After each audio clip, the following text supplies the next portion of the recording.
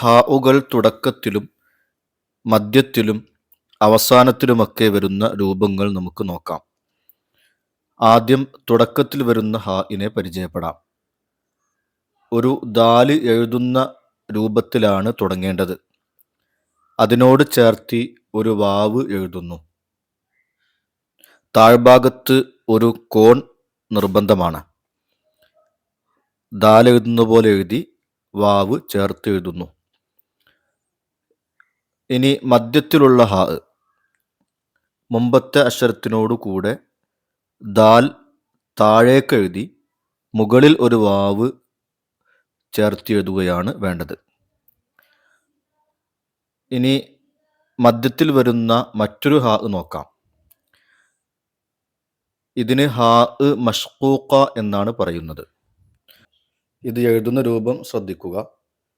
മുമ്പത്തെ അക്ഷരത്തിന് താഴെ ഒരു ദാൽ തിരിച്ച് എഴുതുന്നത് പോലെ എഴുതി അതിനോട് കൂടെ ഒരു വാവ് ചേർക്കുകയാണ്. പക്ഷേ വാവിന് തലഭാഗം ഉണ്ടാവുകയില്ല.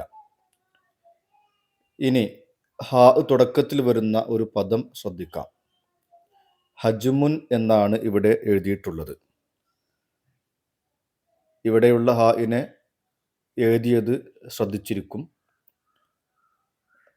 ഇനി മധ്യത്തിൽ ഹാ വരുന്ന മറ്റൊരു പദം മഹ്ദുൻ എന്നാണ് എഴുതിയിട്ടുള്ളത്.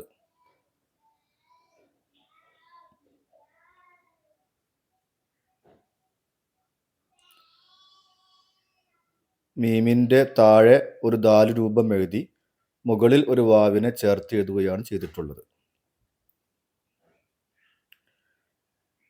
ഈ പദം തന്നെ രണ്ടാമത്തെ ഹാ കൊണ്ട് എഴുതുന്ന രൂപമാണ് കാണുന്നത്. നേരത്തെ പറഞ്ഞതുപോലെ ഈ ഹാഇൻ്റെ പേര് ഹാ മഷ്കൂക്ക എന്നാണ് പറയുന്നത്. ഇനി അവസാനത്തിൽ വരുന്ന ഹാ തനിച്ചെഴുതുമ്പോൾ ഇങ്ങനെയാണ് എഴുതേണ്ടത്. ഒരു ദാൽ രൂപം എഴുതി ദാലിൻ്റെ താഴ്ഭാഗം മുകളിലേക്ക് ചേർക്കുകയാണ് ചെയ്യുന്നത്. ഹാത്താവും ഇതുപോലെ തന്നെയാണ് എഴുതുന്നത്.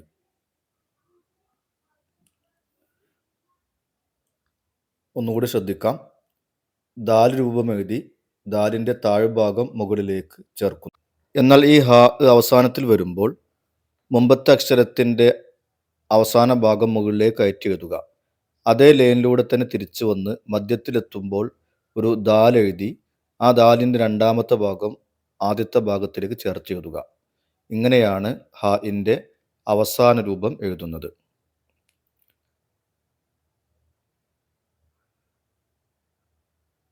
ഹാത്താവും ഇതുപോലെ തന്നെയാണ് എഴുതുന്നത്. മദ്രസ എന്ന പദം എഴുതുന്നത് ശ്രദ്ധിക്കുക. സീനിനോട് കൂടെ ഹാത്താവ് കൂട്ടി എഴുതിയിരിക്കുന്നു. മീമിൻ്റെ ശേഷമുള്ള ദാലും അവസാനം വന്ന ഹാത്താവും എഴുതുന്ന രൂപം ഒന്ന് തന്നെയാണ്. എന്നാൽ ദാലിൻ്റെ അവസാന ഭാഗം മുകളിലേക്ക് ചേർക്കുമ്പോഴാണ് ഹാ ആകുന്നത്.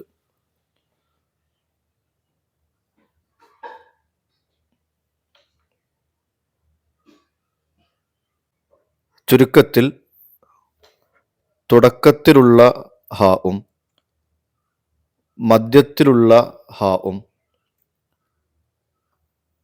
അവസാനത്തിൽ വരുന്ന ഹാവും, അവസാനത്തിൽ വരുമ്പോൾ തനിച്ചെഴുതുന്ന ഹാ, അതുപോലെ കൂട്ടിയെഴുതുന്ന ഹാ, ഇങ്ങനെ ഹാഇൻ്റെ വിവിധ രൂപങ്ങൾ എഴുതാൻ നമ്മൾ മനസ്സിലാക്കണം.